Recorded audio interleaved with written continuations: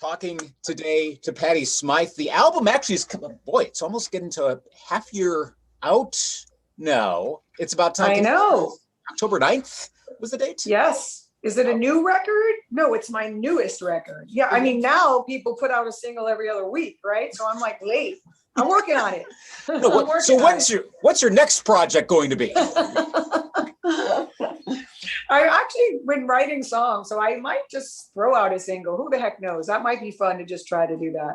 Oh, why the heck not at this point? What do you think about the album now? Several months or so, November, I'm 5 months down the road. How do you feel about the? I hate it.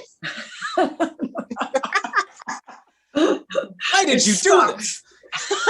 What was I thinking? No, I mean, what was the question? No, what do you think of it now? I mean, the main thing I think is like, what took me so long? Right. It really, when like I was saying before, because I was doing an interview earlier, there was this, all of a sudden, we were in COVID, we were in lockdown, and then like two or 3 months in, or I guess it was probably 2 months in, they were like, well, the first single's coming out in July. I'm like, what? So then we had to like figure out what I was going to call it, what it was going to look like, what I was, all these things.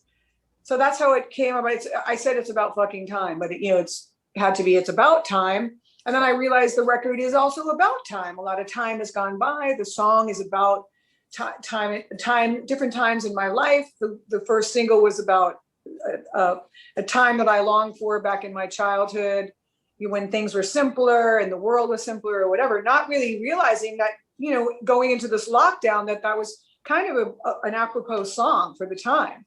Mm-hmm. Who doesn't want to get in a car and drive out of this right now, back to any other place, in a way, except for all my agoraphobic friends who are very happy right now. And there's a few of those, let me tell you. Yep, I know. But I mean, it's like, I feel like I am happy with it. Like you never really feel like you're done in a way. I wonder how painters ever finish a painting, to me, because like, I don't know. I have a lot of friends who are painters, and I ask, like, how do you know that last brush was it, and the last tweak of a lyric?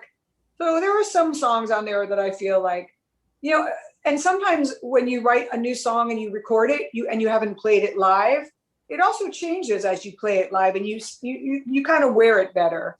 But I feel like most of the songs I had been playing live, except for I'm Gonna Get There. But I feel pretty good about the song. I feel like, about the album, I feel like it broke the ice for me. For some reason, I was having a hard time just giving birth and, and handing it over for whatever. I was touring constantly. I was writing all the time, but I would not give that baby up. Right. What songs have been the favorites from fans you've seen online, or in any interaction you've had? Which ones have been standing out the most? I think people really like Drive and Build a Fire. They like Build a Fire because it rocks. And then I would say probably Losing Things, and I mean, the Downtown Train has gotten a lot of press because who records a song twice? Me. But I would say Build a Fire because it rocks, and it's a song I wrote about my husband and and I think it felt like a me song, I would say that, and Drive. Yeah. What about you? Oh boy, I'm trying to think. I need to actually, you know what? I need to give the album a re-listen, because I gave it like 2 listens through a few weeks ago. I got to re-listen through it, but tell you what, I'm going to email the contacts, so you'll find out afterwards. I will let you know which one. I'm going to give it another listen later on this evening. I'll tell you which one, because they're almost right on the top of my head. I know. Thanks for doing that, but I promise I will tell you which one was my favorite on there. I do remember a few weeks ago when I was getting ready, the Downtown Train video premiered, and I was watching that literally like right after it premiered, like that afternoon. Where did you shoot your part for that? Listen, I went home 2 times and did 2 videos for this record. Okay. In the time where no one's flying, this chick is flying a lot. Okay. For Downtown Train, I felt I had to shoot that on a subway, and I did not want to get on the subway. I just didn't feel like doing that. Like it was just going to be me and this guy, Dave DeDuven, and doing it. I don't know what happened. I just was like, I don't know if I should do it. And and I was out, I'm in California now. I've been here most of the time. So it just wasn't, I didn't get it together to do it, whatever. And so they found some live footage. I don't know where that's from.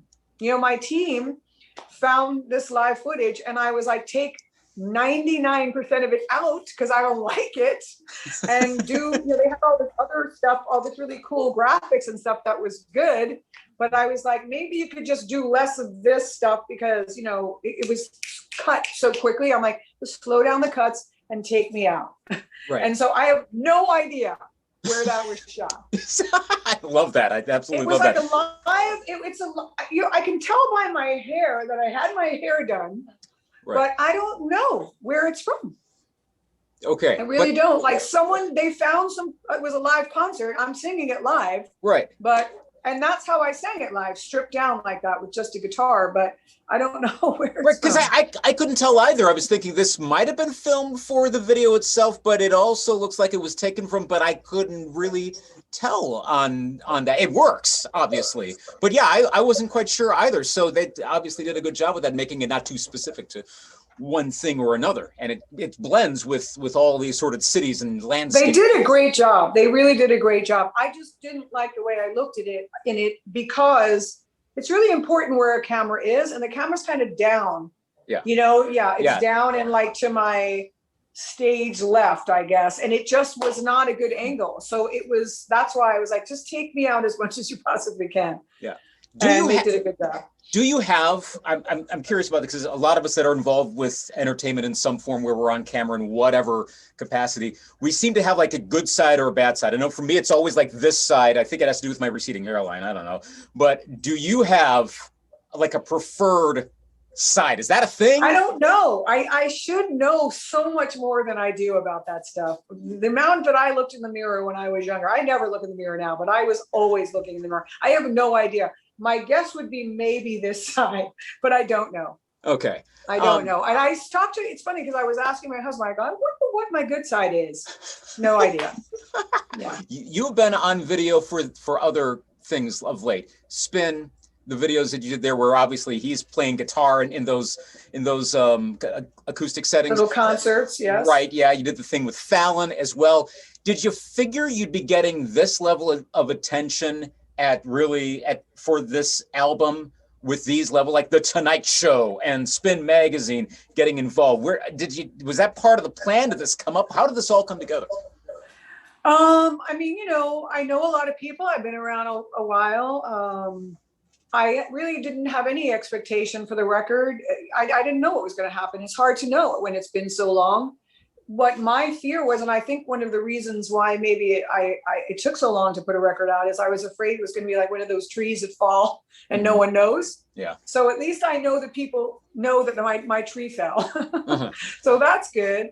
And my publicity team was trying to help, get me on some TV shows, and it's very hard to do that now. And I had to do a very weird thing. I had to go to Nashville and I had to record a live performance. So it was fish nor fowl. Now, either you're in the studio recording or you're on stage performing. So I had to do both in this kind of odd little studio with this funny light rigs, but the cameras and the lights were set up. And so I went down there to record I did 4 songs. I did 2 new songs and then Goodbye to You and War or whatever. Right. One was for Rachel Ray. One was for Fallon. Mm-hmm. And then I went back up to New York, but it was like a weird thing to do. It was very challenging to do that. I didn't enjoy it. I'm going to be honest. Just because it's hard to emote to a camera that's moving. It's not even a person behind the camera. So I did that. And then, I think Drive or Build a Fire was going on Fallon, and Warrior was going, I don't even remember. So I flew back to New York. Luckily, I went to New York for a little bit. And that was when he came up with doing this Goodbye to You, parody. Right. And then they just reached out to me because I don't know that I would have flown across the country, but I was there, which was great. I mean, because how many times can you get on a plane when everyone's telling you don't get on a plane? Right. So it was very synchronistic, and I love Jimmy. we fool around and sing together sometimes. I see him around, we move in some of the same circles, and he's just awesome. And so it was really, I was just so happy to be there. And his hair and makeup team were so great. We were having such a good time that when I came out, like, he must have emailed me like 4 times after I did it, because he's like, the way you turned around and the way that you were jumping, because I was so happy. There was like an audience out there. It was maybe only a quarter full, and maybe it was his team, but they were making a lot of noise, and it just was fun. But I remember saying to the Roots guy, I'm like, who's playing guitar? Turn up, Nice. This is rock. Turn up, dudes. Well, and I think you might be the first person I've interviewed who's done like a Fallon, either a parody or Fallon sketch or something like that, which they always get a good amount of attention. If you're going on the Tonight Show, you're doing something with, those are the sorts of things that go viral. That's been the case now for 7-8 years since he really started to do that, and it really started to build out. So how much do you rehearse one of those? Like nothing. Really? No rehearsal. No, I think we went out. Let me think about this. We must have run it through once. That's what we did. We probably ran it through while I was half in makeup, or before I did the makeup and hair, went in and then came out. I had a teleprompter. I know the song, except of course he changed the words. So I had the words in front of, I was trying to know the words, and I wish that I had sung more with him on his part, because he had to sing so low to keep it. He kept it in my key, so he dropped down a lot. Mm-hmm. So, we ran through it once, man. That's how it rolls. You just got to do it. And I had to make like weird, like, one of the lines was on Fifth Avenue, which is not an easy line to sing in Goodbye to You. It was funny, but trying to give it the tune that it needed. So, but you just got to do it. You better be able to do it. Right. That song. That's how that goes. But we won the week. That was the week. He won the late night that week, as far as the most interesting Trumpian thing. Well, you can take credit for that. You were part of it, so it worked, and it got a lot of attention. So awesome, good work. Thank you. Well, speaking of that song, as I was getting ready, I'm going through like all the old videos and everything, and I mean, I obviously remember Warrior, Goodbye to You, but I stumbled across the demo video for Goodbye to You, and I see Paul Shaffer in there. I go, okay, I've known for years, but okay, you're the authority on this. Paul Shaffer plays the synthesizer solo on that song. Am I correct? Yeah. Okay. So I always found that's one of my favorite little music factoids. Every time we play, I'm in the studio for the station, so every time we play the song, you're on the radio. I'm like, I almost want to say Paul Shaffer's doing that on there, because I think that's one of the coolest, kind of almost Mozartish kind of solos. It's really awesome. I did not. It's Del Shannon. It's based on Del Shannon. Right. Yes. Yeah. How? Okay. And I think I read about. I don't remember there being a Goodbye to You demo video. Honestly, it's on YouTube. There's a Line on You demo video. That one, the one with John Bon Jovi. Yeah. Right. But I mean, maybe it's a live video you're talking about. Well, Paul played with us live. See, it looks live. Yeah, that's what it must be, and maybe they just put it to the song or something. Well, because it's like a. I'll go look for it. I've never seen that. Yeah, because it's like it says it's the demo. At least that's how it's labeled on YouTube. It looks like it's on it's set on the stage, but it looks like you guys are all kind of playing to the camera, and the camera's clearly on stage. And Paul Shaffer's off to the side, and you're kind of dancing along with him, and then perform the song. But it's in the demo. I can tell it's a demo form of that, or at least it's a different form. But there's no live audience from what I can gather. But you're on stage with Paul Shaffer, which made me go, "Oh wow, this is like the proto." I'm going to look at it, and I'll get back to you on that. I wonder if that was a TV show, or I don't know what that was, because Paul, by the time we were done with that first EP, he got the Letterman gig, and he was no longer playing live with us. And that's why he's not in the Goodbye to You video or the Line on You video, interestingly. But I'll go find that. Yeah. Okay. He was in the band. Right. Well, how did band member? Yeah, how did you get connected to him? That was this long question. That was Zach Smyth. Zach Smyth just put together studio musicians at first. And so he had a mishmash of, he had some of Elton John's, like Dee Murray played bass on his, I forget who he had to do drums. On demos of songs that actually didn't wind up on the record. I think Line on You is the only one of the demos that wound up on the record. And so when we got together and decided to make a band together, we had to hire people to play, live. And so, and I think that's how he found Paul Shaffer. Paul Shaffer was a studio player. So that's how we found him. Cool. Well, it ends up being a part of music history. Absolutely love that. Of all the videos you've shot over the years, right up to the most recent ones, even, I mean, I suppose maybe not count Downtown Train because that was an amalgamation of clips, but of every video you've shot throughout your career, what's your favorite one to have filmed / taped? Probably Goodbye to You.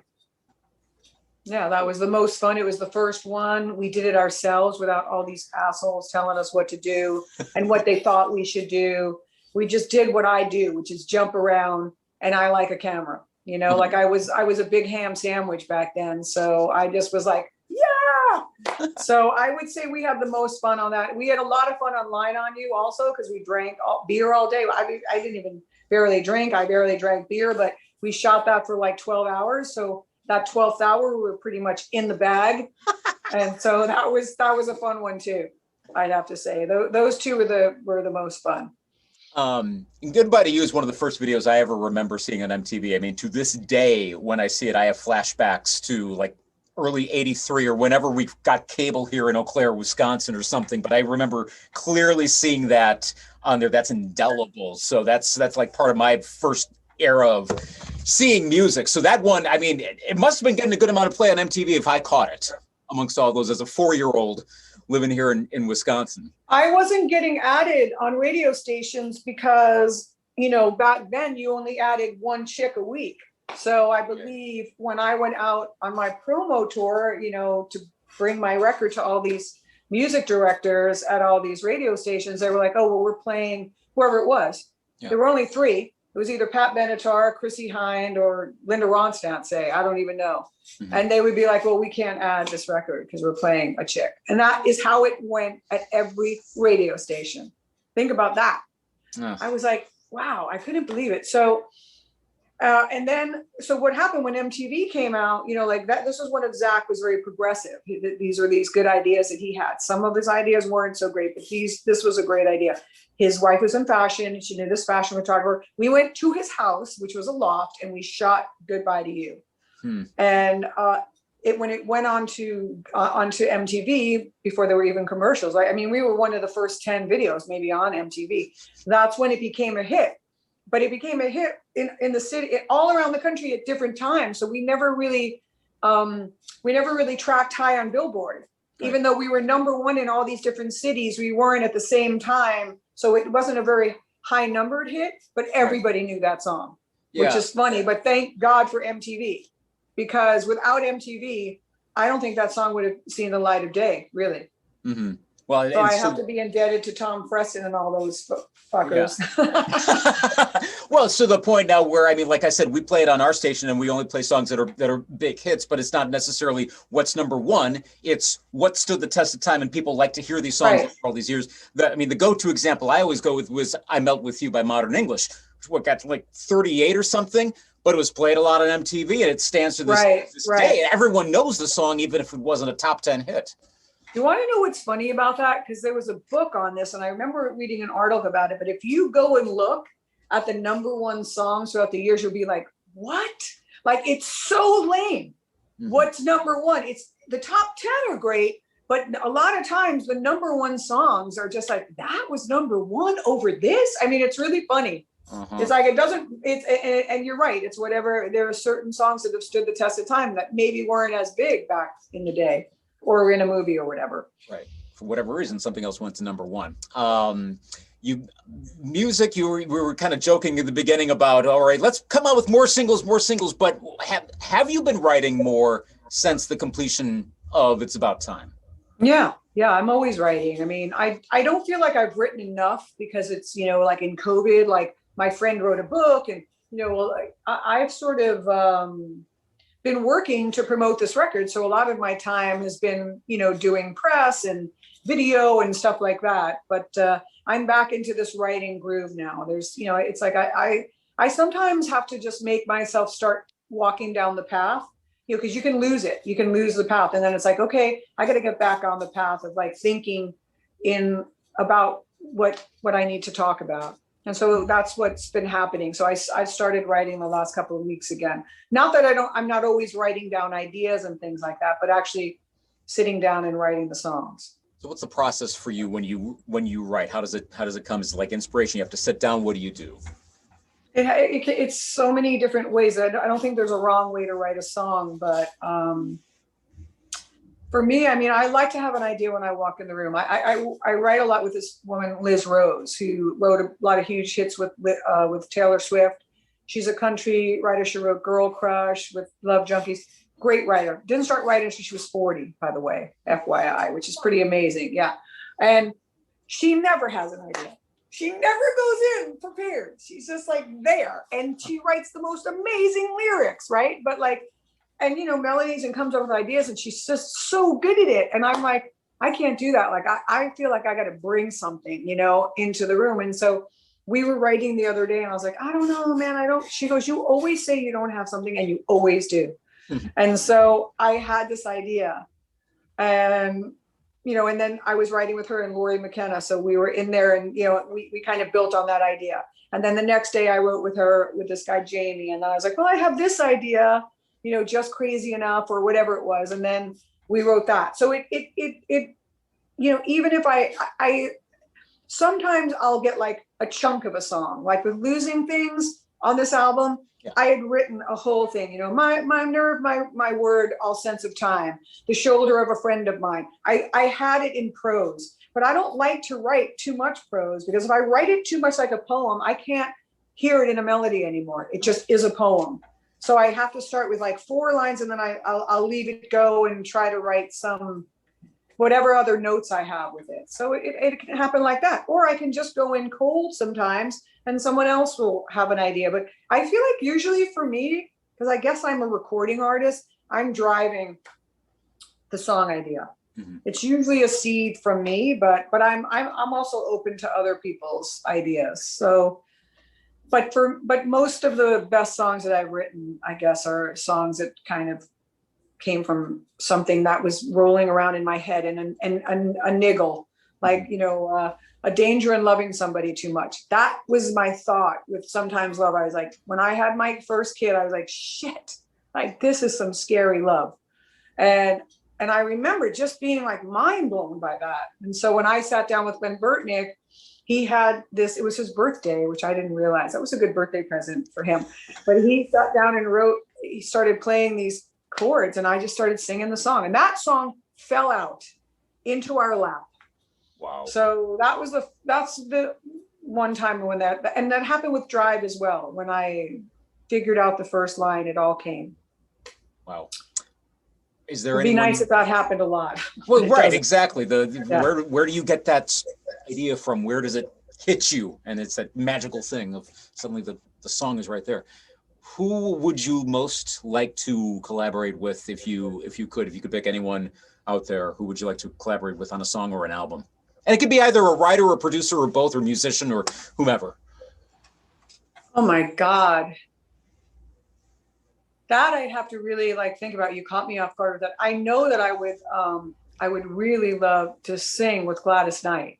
I would love to be able to just do something like write a song for her and I to sing together. Just do it like a chick duet, that's one person. As far as writing, God, there's so many great writers. I'm afraid to even say. I mean, it would be cool to, I think I don't know.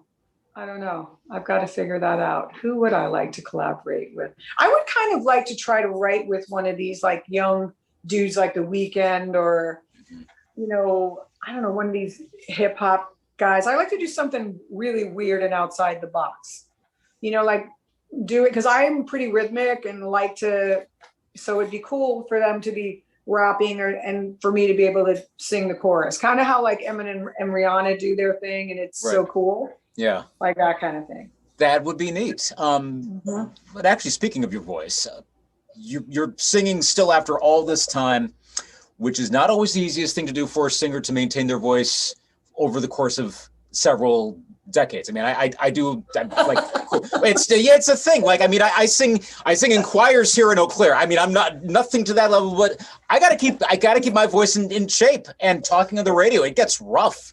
So yeah, you know, I mean, it's a thing you got to maintain over a long period of time. And you'll sometimes hear singers that are really good singers, and then their voice just starts to go. I mean, some of it's age, some of it's whatever they did, but person to person.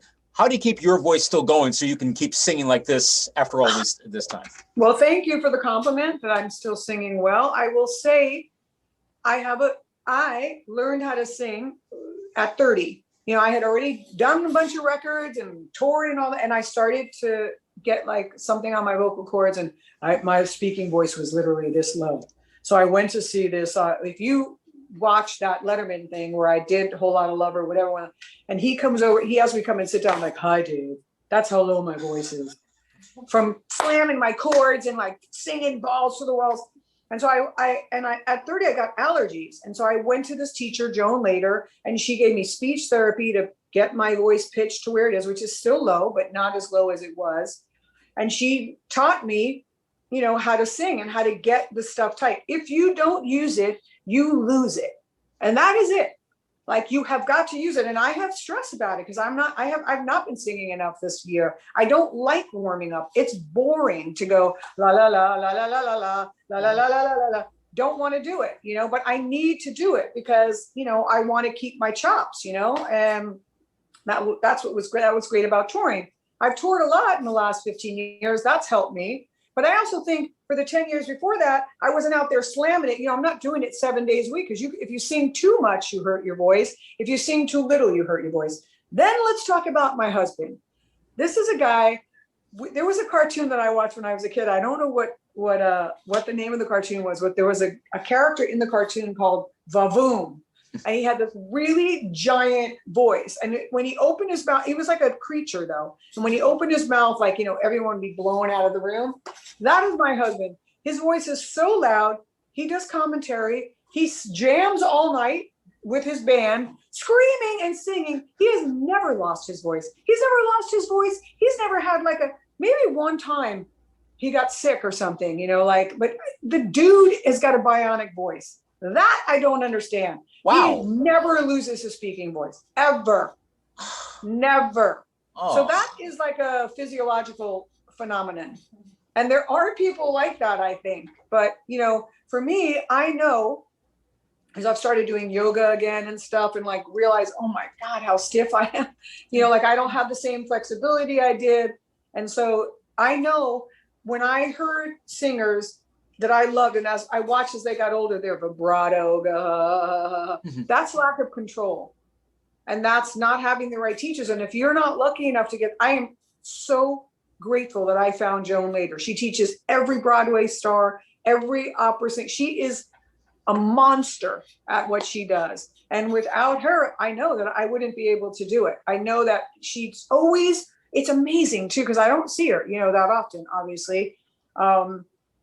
Because for whatever reason, if I have a problem, I'll go see her. But once in a while, I check in, and she's always got something new, man. It's always a new little trick, and it's amazing because it really is things you have to think about. But it's very mental. It's so abstract that a lot of people can't even get what she's trying to tell them. Like, I've sent people to her, and they're like, "What the hell is she talking about?" I'm like, "I don't know, but it works for me."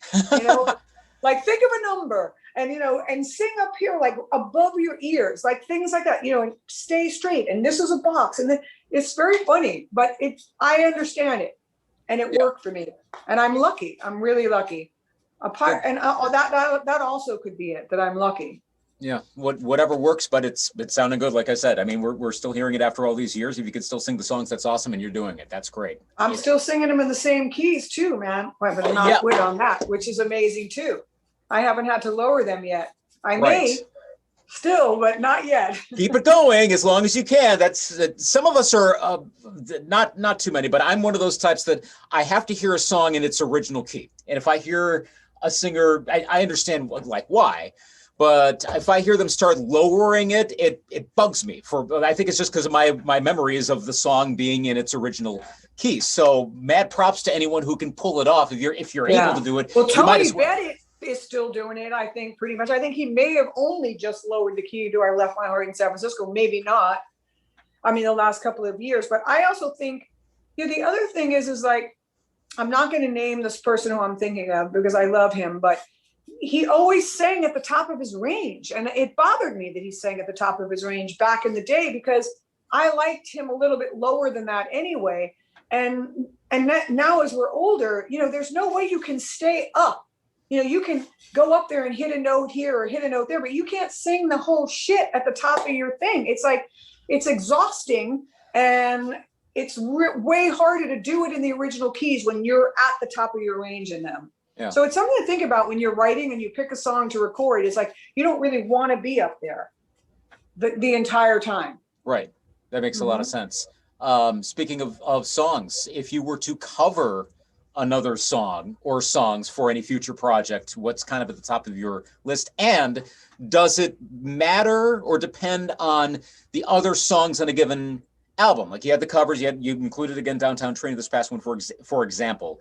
On a future one, it has to be in line with the other songs, I think, right? I would like to do an R&B record. That's what I would like to do, and I think but what's funny to me, like more of a soul record could include country and R&B, because to me, those old country songs are they're soulful songs. They're like sad ass, they come from Irish and Scottish folk songs, which is my heritage. And so I think it would be fun to do, and Henley and I have talked about doing we did a cover of an old stylistic song years ago. And so we've talked about getting together and doing that someday. But I think it would be really fun for me to just do all those songs that I grew up singing that I love so much. It would be a fun departure to do, but I didn't know what I would have to figure out what songs I would want to do. Okay. On that. Last question for you, actually go in a bit of a different direction, but one person, are you familiar with a person named Chevy Smyth? Of course. Yeah. Okay, good. I know her because her mom used to work at this radio station up until Tammy, her mom. Yes, her mom, Tammy. And Chevy was here like 4 or 5 days ago. We were supposed to get together to write the day before yesterday, but she got a cold. Oh gosh. You're supposed to come Tuesday. Yeah. Huh, cool. Isn't that funny? Wow. So, cool. Hi, Tammy. I love your daughter. I will pass that along to her because she did work here. Pandemic happened, personnel all changed, but she was in the building just the other day actually, and I was like, oh, wow. Tammy, first time I've seen you forever. She works like 2 blocks west of here with the Country Jam. It's a big country festival we have here in Eau Claire. So she works over there. But yeah, I see her online all the time, and I've been in touch with Chevy a couple times. And at some point, Tammy had mentioned you knowing Chevy. That's part of how this. Chevy wrote. Chevy wrote a song with me on my record. No One Gets What They Want. It was me and her and Liz Rose. So Chevy is one of the songwriters. Yeah. Oh my gosh, I didn't look that deep in the liner notes. That's really, really awesome. I'm gonna have to text Chevy about that now. That's really cool. Oh my gosh. Well, small world strikes again. Yeah, exactly. Yeah, and Tammy's, like I said, is an absolute joy. It's great to work with and still great to see here around Eau Claire. So I'll pass that along next time I'm in touch with her and say that you said hi on that. That's really cool. All right. So nice to talk to you. You be well. Stay safe out there, okay? You as well. Keep your voice going as good as it is. Okay, I'm going to try. Thank you so much, Patty. Warm up now. All right, sounds good. Take care. Bye-bye.